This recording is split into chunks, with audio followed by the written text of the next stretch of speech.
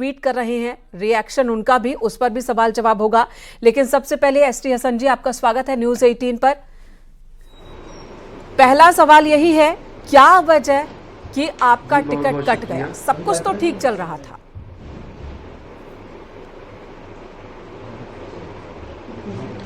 देखिए, मैंने अखिलेश यादव जी के आदेश के ऊपर अपना नामांकन भी कर दिया था, मुझे एपी फॉर्म्स भी दे दिए गए थे। लेकिन ऐन मौके के ऊपर मुझे जब ये पता चला कि कोई और बाहरी प्रत्याशी यहाँ पे बनाया गया है, मैंने अखिलेश यादव जी से बात करी और उन्होंने मुझसे कहा कि आप चिंता मत करो, चुनाव आप ही लड़ो जी। मैंने कहा आप इसके फॉर्म भेजिए जिसको आपने एपी फॉर्म दे दिए।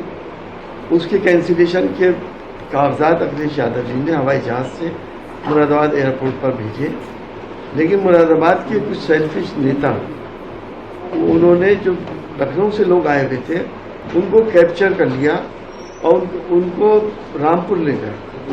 रामपुर के अंदर उनको इतना टाइम लगा दिया कि 3 बजने को आ गए। 3:02 पे मेरे पास व्हाट्सएप आया कि आप ये डीएम साहब को व्हाट्सएप करके मालूम कर लीजिए कि क्या हो सकता है। डीएम साहब ने कहा कि यहाँ अब टाइम निकल गया हसन साहब, अब कुछ नहीं हो सकता।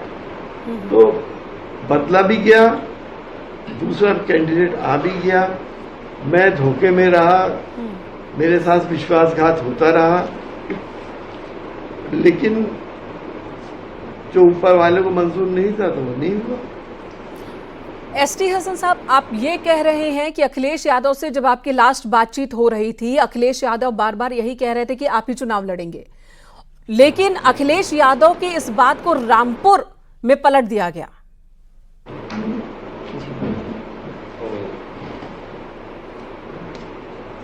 देखिए, अगर रामपुर से पलटते तो रामपुर, ये हकीकत है इस बात में कि रामपुर वालों का कैंडिडेट रामपुर के लिए कोई और था, जबकि वहां पे एबी फॉर्म किसी और को दिया गया। उनकी इस नाराजगी को गालिबन दूर करने के लिए लोगों ने ये सलाह दी होगी कि आप डॉक्टर स्टेशन का काट दो। उन लोगों ने कभी ये नहीं बताया कि उनके काटने का असर पूरे उत्तर प्रदेश में पड़ जाएगा। इसलिए बाद में जब अखिलेश जी ने रियलाइज किया तो उन्होंने फिर रिवाइव करने की कोशिश करी, तो उन साजिशकर्ताओं ने रिवाइव नहीं होने दिया। ये हुआ, इसमें और कुछ नहीं। हसन साहब, आपने ही लिखा है कि टिकट काटने के पीछे आजम खां का दबाव है, उन्होंने ही टिकट दिलवाया था और उनके दबाव में ही कट गया। तो क्या जेल में बैठकर आजम खां टिकट फाइनल कर रहे हैं? नहीं, उन्होंने 2019 में मुझे टिकट दिलवाया था, उनका मैं एहसान मानता हूँ। अब इस पर उनकी वजह से टिकट कट गया क्योंकि उन्हें खुश करना था, या हो सकता है कि रुचि वीरा जी आजम खान साहब की बहुत करीबी लेडी हैं, उनको खुश करने के लिए रुचि वीरा जी को यहाँ उतारा गया। जहां तक मुझे मालूम है, आजम खान साहब चाहते थे रुचि वीरा जी बिजनौर से चुनाव लड़े, और बिजनौर की वो खुद भी हैं। हिसाब बराबर वाला संदेश आप ही ने लिखा कि अब हिसाब बराबर हो गया।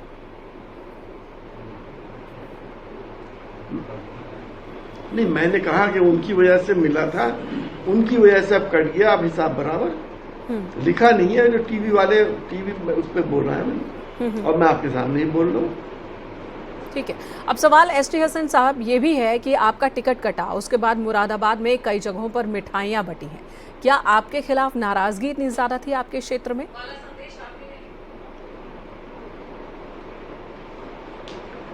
आपने वो जो वीडियो देखा उसमें आखिर में एक नाम आता है कि किसकी जिंदाबाद हो रही है, वही तो वो लोग हैं जो साजिश करता है।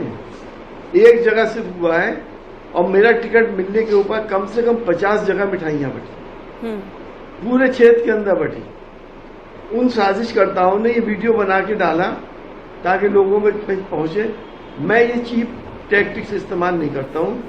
मेरे लिए ये चीज मेरे हिसाब से, मेरे डेकोरम के हिसाब से गलत है। मैं किसी को क्यों बुरा कहूँ या किसी को क्यों अच्छा कहूँ, जनता सब जानती है। लेकिन उसी वीडियो में वो नाम जो आ गया है, आपको अंदाज हो जाएगा किसने कराया।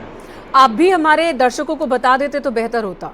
कि कौन है वो लोग जो समाजवादी पार्टी को कमजोर कर रहे हैं। मुरादाबाद से सिटिंग सांसद जिनकी अपने क्षेत्र में डिमांड भी है, पहचान भी है, लोगों पर रुतबा है, उनके खिलाफ फैसला करवा लेते हैं और फिर उनका टिकट काटने पर जश्न भी मना रहे हैं।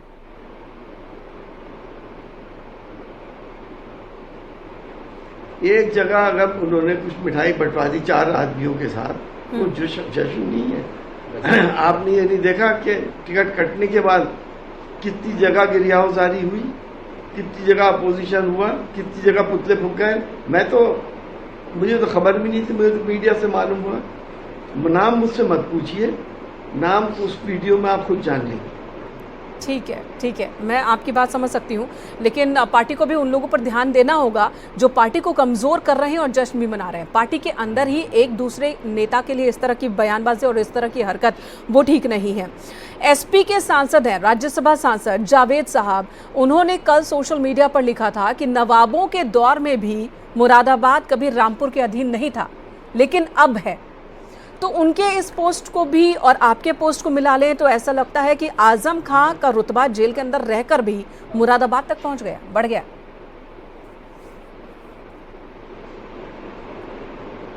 देखिए, मैं उनकी उस पोस्ट से 101% सहमत हूँ। अब आपकी जबान से ये बात खुद ही निकल गई कि किसकी वजह से क्या हो रहा है। रुतबा तो है, नेशनल लीडर है वो, उल्टे सीधे इल्जामों में उनको बंद कराया गया है। उन्होंने तकरीबन 140 साल के बाद एक मुस्लिम यूनिवर्सिटी हमारे कमिश्नरी में बनाई। तो जो हकीकतें हैं वो हकीकतें हैं, हम उनको फॉलो करते हैं। हमें नेता बनाने में भी उनका बहुत बड़ा हाथ था।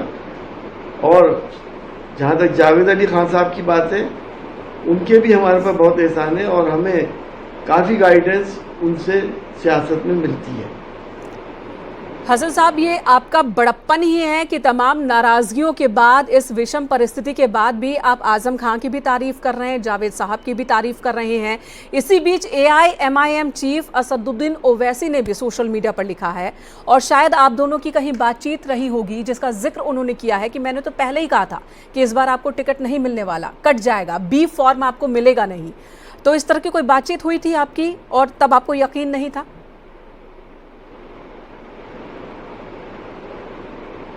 जी, मैं ओवैसी साहब का शुक्रगुजार हूँ।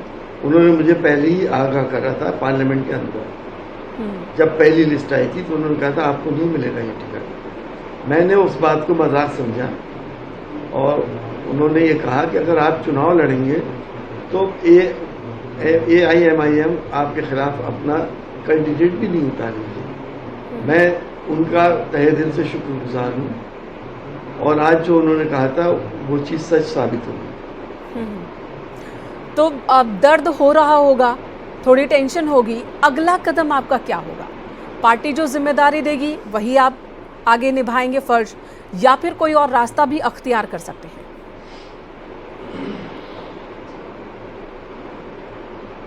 देखो बहन, मैं भी एक इंसान हूँ, तकलीफ मुझे भी है, दुख मुझे भी है। मेरे लोग फोन पे बात करते करते रो पड़ रहे हैं, यहाँ पे रो रहे हैं मेरे पास। तो जो मेरे साथ हुआ, मेरी भी एक सेल्फ रेस्पेक्ट भी है, तो तकलीफ तो है, ये एक नेचुरल बात है जी। लेकिन आइडियोलॉजी मेरी और समाजवादी पार्टी की, मुलायम सिंह यादव जी की और अखिलेश यादव जी की एक है। मैं उस आइडियोलॉजी पे चलता हूँ जिसमें सबके साथ इंसाफ की बात की जाती है। आज देश का मुसलमान जिस जगह पे खड़ा हो गया है, वो ऐसा एहसास होता है कि जैसे ये पता नहीं कहाँ से बाहर से आके बस गए। मुलायम सिंह यादव जी ने और अखिलेश यादव जी ने अपने टेन्योर में ये एहसास दिलाया कि इस देश का मुसलमान भी इस देश का पार्ट है, बराबरी का हक है उनका, और उन्होंने हक देने की कोशिश करी। हसन साहब, आपने मुलायम सिंह यादव का जिक्र किया, तो क्या मुलायम सिंह यादव के दौर की समाजवादी पार्टी और अब के दौर की समाजवादी पार्टी में कोई अंतर आ गया? क्योंकि बीते कुछ सालों की हम बात कर लें, बीते 3-4 सालों की अगर हम बात कर लें, तो आजम खां के ही मीडिया मैनेजर जो अब उनके साथ नहीं है, उन्होंने कहा था, वही बातें कही थी उन्होंने कि मुस्लिम तो समाजवादी पार्टी के लिए सिर्फ वोटर है, वोट बैंक है और दरी बिछाने वाले हैं।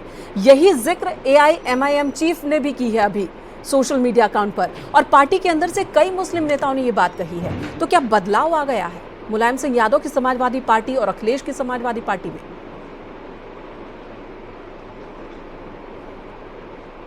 देखिए, नेताजी बहुत तजर्बेकार इंसान थे और उनकी निगाह सब पे रहती थी, सबके साथ इंसाफ करने की कोशिश करते थे। मैंने जो एक पॉइंट आपको बताया कि बीजेपी ने या आरएसएस ने हमारी पार्टी में कुछ लोग इम्प्लांट कर दिए जो अखिलेश जी के बहुत करीब पहुंच चुके हैं और वो उनको मिसगाइड करते रहते हैं।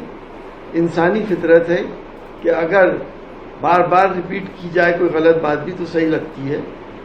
अखिलेश जी के संस्कार और उनकी इंसानियत और उनकी सॉफ्टनेस का लोग नाजायज फायदा उठा रहे हैं और पार्टी को बर्बाद कर रहे हैं। देखिए, यहाँ से आपने एक नई बात की शुरुआत कर दी है हसन साहब कि बीजेपी और आरएसएस ने कुछ लोगों को अखिलेश के इर्द गिर्द प्लांट कर दिया है। वो लोग कौन है, क्या आप बता सकेंगे? और दूसरा कि अखिलेश खुद एक बड़े नेता हैं, वो तो पहचान सकते हैं कि कौन उनके साथ असल में है और कौन नहीं है।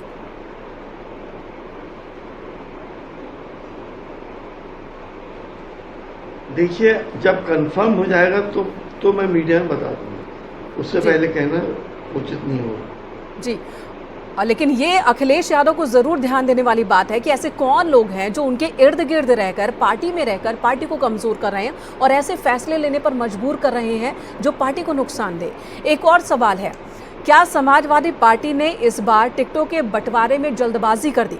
क्योंकि रामपुर में भी वही हाल, मुरादाबाद से आपका टिकट कटा, पहले आपको पूरी तरह से आश्वस्त किया गया कि चुनाव आप ही लड़ेंगे, वैसा ही रामपुर में हुआ, वहां दो जने पहुंच गए पर्चा दाखिल करने।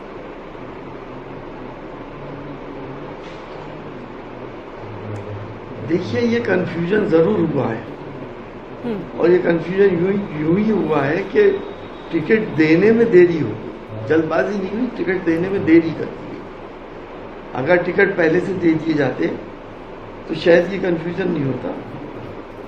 लोग जिन लोगों का मैंने अभी जिक्र किया वो लोग नहीं चाहते कि समाजवादी पार्टी बड़े तादाद में जीत कर आए। जब रिजल्ट आएंगे तब मैं अखिलेश यादव जी से मुलाकात करूंगा और इन बातों का खुलासा जब हो जाएगा। और ये भी कहा जा रहा है कि मुरादाबाद के यादवों ने धमकी दी थी कि अगर यहां से फिर मुस्लिम कैंडिडेट उतारा तो हम वोट नहीं करेंगे। क्या ऐसा है? नहीं, ऐसा कुछ नहीं है। यादव समाज मेरे साथ पूरी तरह से है और वो समाजवादी पार्टी के साथ है। ठीक है, एक और सवाल कि आपको आखिर में कब समझ में आया कि खेल हो गया है, आपके साथ धोखा हो गया है?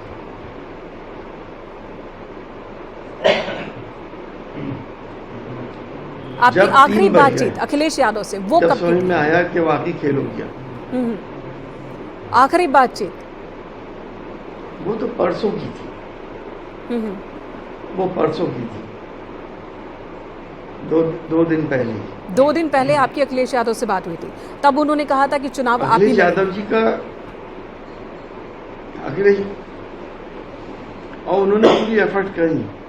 मैं बिला वजह उन पर इल्जाम नहीं रख सकता, पूरी एफर्ट्स करी। लेकिन उसी मेंटालिटी के लोग, मुरादाबाद के एक बाहरी नेता हैं, उन्होंने कैप्चर कर लिया उन लोगों को जो लखनऊ से आए थे, उन्हें रामपुर ले गए और रामपुर में इतना टाइम निकाल दिया कि मुझे पेपर ना मिल सके। क्षेत्र में ये बात 2 मिनट पे मेरे पास व्हाट्सएप आया और जो डीएम ने एक्सेप्ट नहीं करा पेपर जी। और क्षेत्र में ये बात बहुत जोर से कही जा रही है कि इलाके के मुरादाबाद के सभी यादवों ने कहा था कि यहाँ से अगर मुस्लिम कैंडिडेट उतार दिया समाजवादी पार्टी ने तो हम बीजेपी को वोट कर देंगे लेकिन एसपी को नहीं करेंगे, मुस्लिम कैंडिडेट को नहीं करेंगे। देखिए, जो 2-4 यादव उस किस्म के हैं वो तो करती बीजेपी को वोट है, उनकी क्या हैसियत है? मुरादाबाद मुस्लिम बहुल क्षेत्र है, 47% यहाँ मुस्लिम है, तो मुसलमान क्या हरिद्वार में जाके चुनाव लड़े या लद्दाख में जाए? कहाँ से लड़े? या अपने घर ही बैठे रहे? कोई भागीदारी नहीं मिलेगी क्या उसे? अब हसन साहब यहाँ भी आप वही बात कह रहे हैं जो ओवैसी साहब ने कही है, खेल हो गया हमारे साथ कि अक़लियतों की नुमाइंदगी खत्म करने की ये साजिश है।